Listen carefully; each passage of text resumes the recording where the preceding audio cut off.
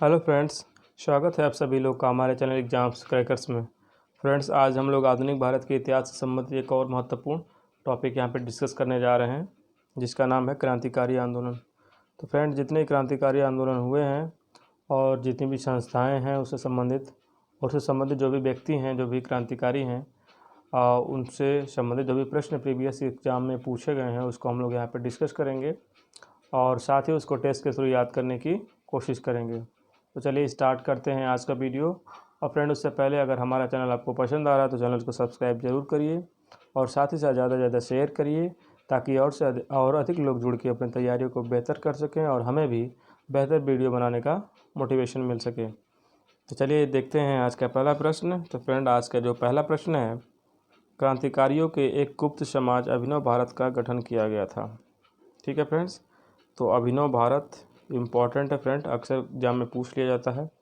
गठन किया गया था, आपके पास ऑप्शन है खुदीराम बोस, दूसरा ऑप्शन है बी डी सावरकर, तीसरा ऑप्शन है प्रफुल्ल चाकी और डी है रास बिहारी बोस। तो जल्दी से अपना आंसर कमेंट करके बताइए। अभिनव भारत संस्था की स्थापना की गई थी। तो फ्रेंड, अभिनव भारत जो गुप्त समाज था उसका स्थापना किया गया था बी डी सावरकर द्वारा। ठीक है फ्रेंड्स, तो स्टार्ट में फ्रेंड बी डी सावरकर ने एक मित्र मेला नाम से संस्था स्थापित की थी, तो आप लोग याद रख सकते हैं मित्र मेला। ठीक है फ्रेंड्स, ये 1899 में शुरू की गई थी, जो बाद में कालांतर में इसका नाम परिवर्तन हो गया अभिनव भारत 1904 में, और एक गुप्त समाज, एक क्रांतिकारी संस्था की तरह इसने काम करना स्टार्ट कर दिया। ठीक है फ्रेंड्स, चलिए अगला देखते हैं। युगांतर पार्टी का नेतृत्व किया गया था।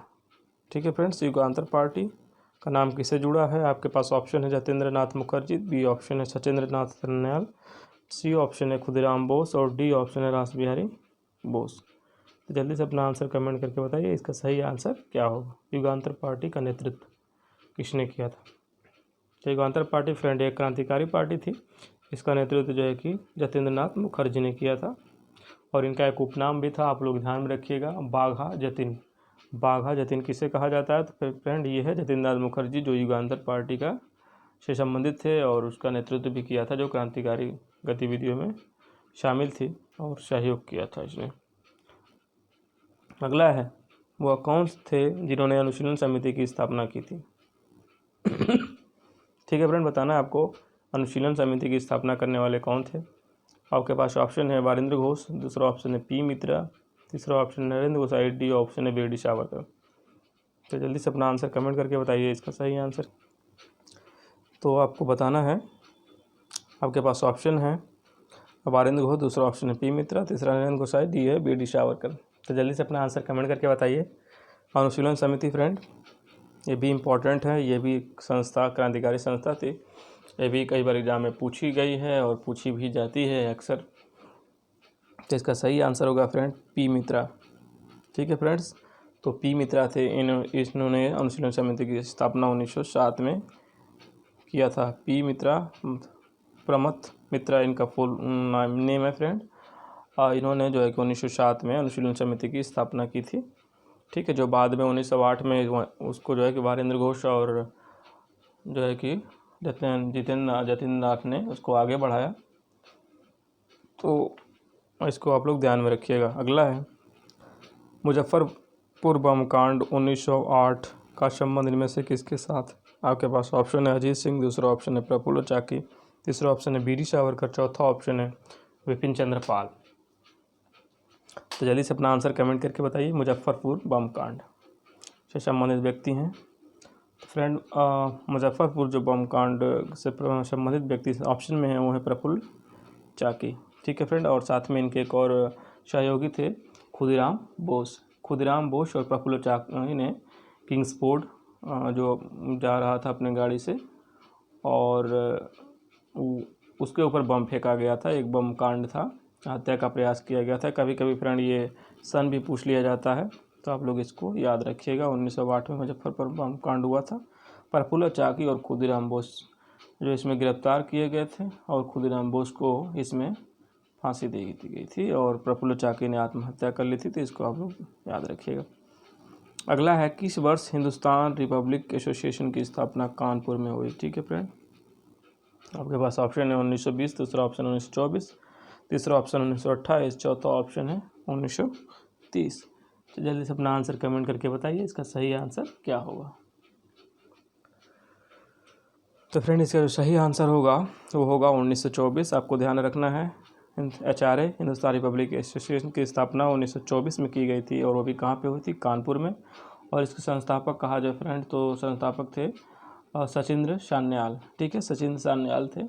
और साथ ही इनके जो एसोसिएशन सदस्य थे वो काफ़ी लोग थे। तो इसको आप लोग ध्यान रखिए, कानपुर 1924 HRA।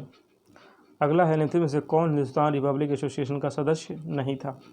ठीक है फ्रेंड, इनमें से बताना है कौन सदस्य नहीं था। आपके पास ऑप्शन है भगत सिंह, दूसरा ऑप्शन है चंद्रशेखर आज़ाद, तीसरा ऑप्शन है शिव वर्मा, चौथा ऑप्शन है राम प्रसाद बिस्मिल। तो जल्दी से अपना आंसर कमेंट करके बताइए। तो इसमें जो आचार्य है, आचार्य का जो सदस्य इनमें ऑप्शन नहीं थे तो वो थे शिव वर्मा। बाकी फ्रेंड सचिन सान्याल अध्यक्ष थे, हम लोग को पता है। बाकी इसमें राम प्रसाद बिस्मिल, भगत सिंह, चंद्रशेखर आज़ाद और फ्रेंड जोगेश चंद्र चटर्जी, ये सारे सदस्य थे एसोसिएशन के। तो इसको आप लोग ध्यान में रखिएगा, शिव वर्मा से संबंधित व्यक्ति नहीं है। अगला है वारिंद्र घोष किससे संबंधित है। ठीक है फ्रेंड्स, वारिंद्र घोष का एक संस्था के साथ विशेष रूप से नाम जोड़ा जाता है। ये संस्थापक सदस्य नहीं थे फ्रेंड, लेकिन इसका नाम इससे जोड़ा गया है। तो आपके पास ऑप्शन है अनुशीलन समिति, दूसरा ऑप्शन है अभिनव भारत, तीसरा ऑप्शन है साधना समाज, चौथा ऑप्शन है होम रूल आंदोलन। जल्दी से कमेंट करके बताइए इसका सही आंसर क्या होगा। तो फ्रेंड इसका जो सही आंसर होगा वो होगा अनुशीलन समिति। ठीक है फ्रेंड्स, तो अनुशीलन समिति का हम लोग देखे थे कि स्थापना पी मित्रा ने की थी 1907 में, लेकिन 1908 में इसको पुनर्जन्म दिया, एक तरह से कह सकते हैं। अब इन्होंने वहाँ से नेतृत्व प्रदान किया वारिंद्र घोष ने, और अनुशीलन समिति इन्हीं के नेतृत्व में बहुत आगे गई और स्वतंत्रता आंदोलन में इसने बहुत महत्वपूर्ण योगदान अपना दिया। तो आप लोग अनुशीलन समिति से वारिंद्र घोष जुड़े हुए थे, आप लोग इसको ध्यान रखिएगा। संस्थापक पूछा जाएगा तो आप पी मित्रा मारेंगे, बाकी ये और वो दोनों कोई ऑप्शंस में रहेगा तो आप टिक कर सकते हैं संबंधित व्यक्ति में से। निम्नलिखित क्रांतिकारियों में से कौन काकोरी षड्यंत्र केस से जुड़ा नहीं है। ठीक है फ्रेंड्स, आपके पास ऑप्शन है चंद्रशेखर आज़ाद, दूसरा ऑप्शन है अशफाक उल्ला खां, तीसरा ऑप्शन है भगत सिंह और डी ऑप्शन है रोशन सिंह। ठीक है फ्रेंड्स, तो इसका जो सही आंसर होगा क्या होगा। तो फ्रेंड्स जो इसका सही आंसर होगा काकोरी कांड जो संबंधित व्यक्ति नहीं थे वो थे फ्रेंड्स, जो है कि इसका सही ऑप्शन होगा काकोरी कांड। ठीक है फ्रेंड्स, तो ये भगत सिंह थे। भगत सिंह काकोरी के षड्यंत्र से कोई लेना देना नहीं था। काकोरी फ्रेंड ये लखनऊ और सहारनपुर के बीच में पड़ता है। ये काकोरी नामक स्थान था, वहाँ पे जो पैसेंजर ट्रेन थी उस पर डकैती डाल के धन लूटने का प्रयास किया गया था। इसमें चंद्रशेखर आज़ाद, अशफाक उल्ला खान, रोशन सिंह आदि लोग इससे जुड़े थे। बाकी इसमें भगत सिंह का कोई नाम नहीं है। ठीक है फ्रेंड्स, चलिए आगे देखते हैं। निम्नलिखित में से काकोरी कांड से जुड़ा कौन क्रांतिकारी मुकदमे से बच निकला था। आपके पास ऑप्शन है मुकुंद लाल, दूसरा ऑप्शन है चंद्रशेखर आज़ाद, तीसरा ऑप्शन है शशीन्द्र नाथ बख्शी, चौथा ऑप्शन है मोहम्मद नाथ गुप्त। तो जल्दी से अपना आंसर कमेंट करके बताइए इसका सही आंसर क्या होगा। तो फ्रेंड इस ऑप्शन में जो बच निकले थे, जिनको फांसी नहीं हुई थी, जो मुकदमे से भी बरी हो गए थे, वहाँ से भाग लिए और वो अंग्रेजों के पकड़ में नहीं आए थे, तो वो चंद्रशेखर आज़ाद थे। और बाकी मुकुंद लाल, शशीन्द्र नाथ बख्शी और मोहम्मद नाथ गुप्त ये लोग पकड़ लिए गए थे। और फ्रेंड इसमें बाकी जो है कि राम प्रसाद बिस्मिल, अशफाक उल्ला खां, रोशन लाल और राजेंद्र धड़ी को जो है कि फांसी दे दी गई थी। और बाकी जो क्रांतिकारी 29 क्रांतिकारी में बाकी लोगों को जेल में रखा गया था। तो आप लोग ध्यान में रखिएगा। हिंदुस्तान सोशलिस्ट रिपब्लिकन एसोसिएशन गठित की गई थी सुभाष चंद्र बोस द्वारा, भगत सिंह द्वारा, रासबिहारी बोस द्वारा, चंद्रशेखर आज़ाद द्वारा। ठीक है फ्रेंड्स, तो जल्दी से अपना आंसर कमेंट करके बताइए। HSRA। ठीक है friend, Hindustan socialist Republic association गठित की गई थी चंद्रशेखर आज़ाद द्वारा। ठीक है फ्रेंड्स, इसको आप लोग ध्यान में रखिएगा। ये फ्रेंड 1928 में इसकी स्थापना की गई थी। इसका सन भी पूछ लिया जाता है फ्रेंड, तो इसको बिल्कुल ध्यान में रखिएगा। और 1928 में दिल्ली में यहाँ पे इसका संस्थापना की गई थी। आप लोग इसको बिल्कुल ध्यान में रखिएगा। और इसके जो है कि संस्थापक थे चंद्रशेखर आज़ाद। अगला है भगत सिंह ने केंद्रीय असेंबली में बम फेंका था। किसके साथ? चंद्रशेखर आज़ाद के साथ, सुखदेव के साथ, राजगुरु के साथ, बटुकेश्वर दत्त के साथ। तो फ्रेंड इसका जो सही आंसर क्या होगा कमेंट करके ज़रूर बताइए। भगत सिंह ने केंद्रीय असेंबली में बम फेंका था किसके साथ मिलके? तो फ्रेंड इसका सही जो आंसर होगा बटुकेश्वर दत्त के साथ मिलके भगत सिंह ने वहाँ के लोग बहरी सरकार को सुनाने के लिए, अपनी आवाज़ को सुनाने के लिए केंद्रीय असेंबली खाली सीटों पे बम फेंका था बटुकेश्वर दत्त के साथ मिलके। आगे देखते हैं भगत सिंह का स्मारक कहाँ पे है। आपको बताना है भगत सिंह का स्मारक कहाँ पे स्थित है। आपके पास ऑप्शन है लुधियाना, गुरदासपुर, अमृतसर, फिरोजपुर। तो जल्दी से अपना आंसर कमेंट करके बताइए। तो इसका सही आंसर होगा फ्रेंड फिरोजपुर।